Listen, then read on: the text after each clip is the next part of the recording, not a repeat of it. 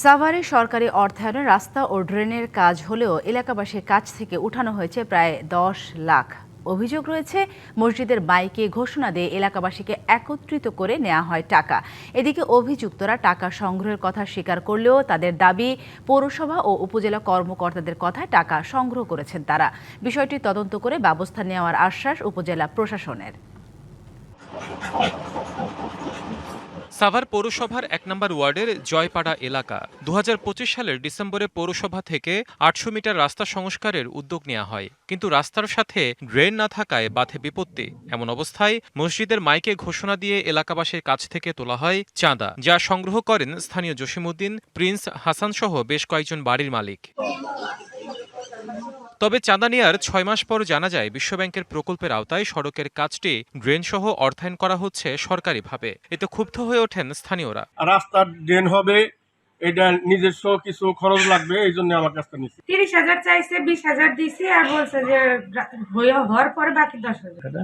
জানতাম না যে সরকারি ভাবে হয়েছে, এটা কিন্তু আমরা জানতাম যে এলাকার লোকজন সবাই মিলে এটা আনতেছে। আর আমরা আদৌ জানি না যে সরকারের রাস্তা পাস হয়েছে, এনে কি ড্রেন সহই পাস হয়েছে না ড্রেন ছাড়া পাস হয়েছে। তবে এই টাকা সংগ্রহের দায়িত্বে থাকা অভিযুক্তরা বলছেন ভিন্ন কথা। সড়কের সাথে ড্রেন করা হবে না এমন তথ্য পেয়ে তারা যোগাযোগ করেন তৎকালীন পৌর প্রশাসক ও ইউএনও আবু বকরের সাথে। সেখানে বাজেটের স্বল্পতার কথা জানতে পেরে নিজ উদ্যোগে ড্রেন নির্মাণের জন্য সংগ্রহ করা ১০ লাখ টাকা তুলে দেন এক পৌর কর্মকর্তার কাছে। ইউএনও স্যার বলে যে দেখেন, আমাদের পৌরসভায় ওই ধরনের কোনো বাজেট নাই, আমরা ড্রেনটা যদি আমাদের নিজেদের অর্থায়নে করি সেক্ষেত্রে কি স্যার আমাদের একটু সহযোগিতা আপনি করবেন? ওয়েলকাম ওয়েলকাম সে বলছে আবু বকর স্যার। আনুমানিক ১০ লাখ টাকার মতো উঠছে। সেখানে আমরা নিজেরাই প্রায়, আমরা যে কমিটির ভিতরে আছি, আমরা ৫-৭ লাখ টাকার মতো দিছি। আর বাইরে থেকে জি, যার বাকিটা আশেপাশে কোনো পরিবার দিছে বা দেয় নাই।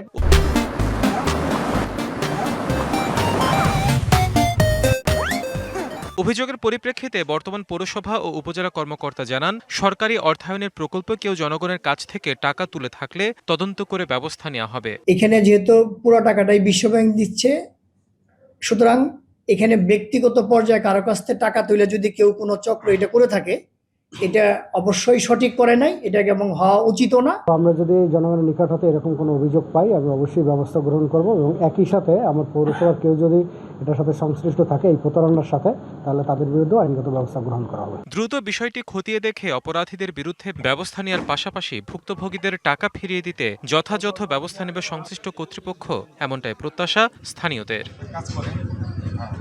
DBC news desk.